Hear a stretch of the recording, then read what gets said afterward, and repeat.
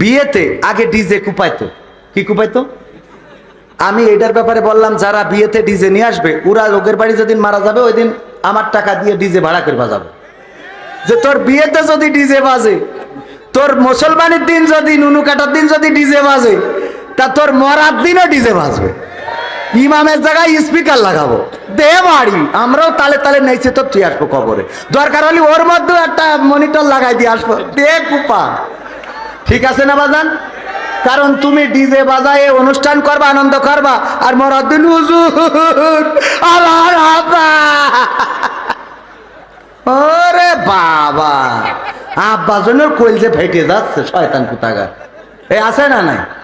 এই কথাটা নিয়ে প্রতিবাদ করতে করতে এখন আবার নতুন করে চালু হয়েছে, বন্ধুরা যে এরকম চিরকুট করে, এই চিরকুটি লিখতেছে যে সেফটি সাবধান, সেফটি ফ্রিস্ট নাকি ফার্স্ট, তারপরে লিখেছে হর্ন বাজাবেন না, তারপরে এইসব হাবি যাবি দেখে শুনে গাড়ি চালাবেন। এই সেই আজে বাজে কথা যেগুলো এখনকার, আমি বলি এই কথাগুলো তোর আব্বার কাছে নিয়ে যেয়ে দে, কথা কয় না। এই সত্যি বলছি না মিথ্যা বলছি? বিয়ের মজলিসে বউ পাশে বসা, স্বামীর কাছে দেয় গাড়ি দেখে শুনে চালাইয়েন, নতুন গাড়ি, এই সেই।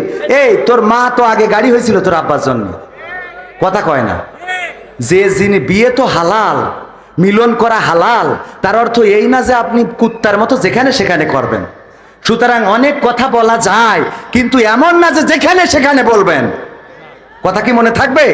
আপনি অশ্লীল কথাগুলো চিরকুটে লিখে লিখে স্বামীকে ওই একে দেয়, আবার মেয়েরা দাঁড়ায় থাকে, মেয়ে বান্ধবী দেয়, পুরুষ বান্ধবী পড়ে, আর মেয়ে খেল খেলাইয়ে হাসে। এ যে কোন আল্লাহর ওলি আল্লাহ সেই ভালো জানে। এই শয়তান যার ঘাড়ে পড়ে, ওর ঘাড়ে যে ওই যে পরিমণি যেমন প্রথম স্বামী মরে গেছে, সাবেক স্বামী বেঁচে আছে, অবসরপ্রাপ্ত স্বামী আর কদিন পর মারবে, ডিজিটাল স্বামী অপেক্ষায় আছে। মানে স্বামী যে কটা পরিমাণও ঠিক করতে পারে না, ঠিক না বে ঠিক? এই জাতীয় বেয়াদব যারা দাঁড়িয়ে থাকে, এদের কোনো আদব নাই, এদের স্বামীরও ঠিক নাই, একটা না দুইটা না কয়টা নিজেরাও জানে না। কয়েকদিন আগে পত্রিকায় দেখলাম একজন দুই স্বামী ভালোভাবে মেনটেন্স করছিল, হঠাৎ করে গিয়ার ফেল করিস। আল্লাহ মাফ করুন, বলেন আমিন। ভাইরা আমার, মাদ্রাসার উদ্যোগে মাহফিল, মসজিদের উদ্যোগে মাহফিল, এবং পোস্টারে লেখা আছে উন্নয়ন কল্পে গণতন্ত্রের গান। যেই গান শোনানোর কারণে আমার আওয়ামী লীগের আমলে কোনো জায়গায় গাইতে তো দেয় নাই, গাইলে স্টেজ থেকে নামাই দিত, তাড়াই দিত, একবার পালাইয়ে সিএনজিতে উঠে তারপরে প্রাণ রক্ষা করেছি। আবার আপনাদের বালুন্ডায় আসলাম, এই পাশেই কোন জায়গায় বালুন্ডা, ওরে বাবা জুতো পাই দেওয়ার টাইম পালাম না। কত দুঃখের কথা এর মধ্যে জমে আছে, সে কই শেষ করতে পারবে না। কত ব্যথা, কত ব্যথা এই অন্তরে আছে না নাই? কত ব্যথা বলবো বলবো, কিন্তু ভাইয়েরা আমার, এই এত চিঠি দিলি আমি পড়বো কখন?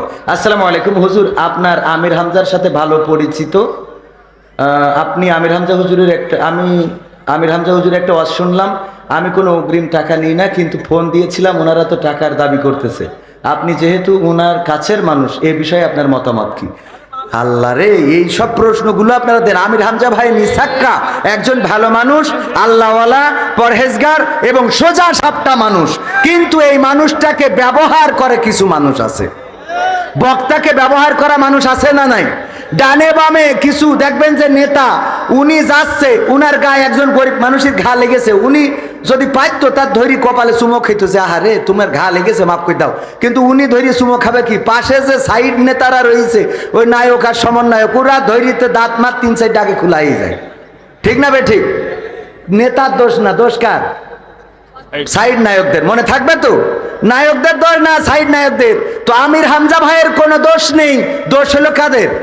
সাইড নায়কদের। এই সাইড নায়করা চিন্তা করে মাহফিল দিলেই তো কিছু বেনিফিট পকেটে ঢোকে, তো চিন্তা করে হামজা ভাই দিয়ে যদি একদিন সাইডে মাহফিল 5টা মাহফিল করাতে পারি, ভাইকে পাম দেয় যে ভাই অমুক নেতা, ওরে বাবা বিএনপির লোক, তার মাহফিল না করলি বলে কাটি খুলি ফেলবে, তো ভাই সরল সোজা মানুষ চিন্তা করে জাগা করে দিয়ে একটা বিএনপির লোক। এবার আর একটা বলে ভাই এটা জামাত ইসলামের লোক, এই মাহফিল না করলে আপনার শিবিররা ঢুকতে দেবে না, জাগা তাহলে এটাও করে দিই। এবার বলে ভাই এটা আওয়ামী লীগের লোক, ওরা যদি ক্ষমতায় আসে তাহলে এই মাহফিলটা না করলে বলে আপনার এই গ্রামে ঢুকতে দিবেন না, জাগা আওয়ামী লীগের করে দিই। এই হইলো প্যাঁচ বেঁধে যায়। কথা কি মনে থাকবে ইনশাআল্লাহ?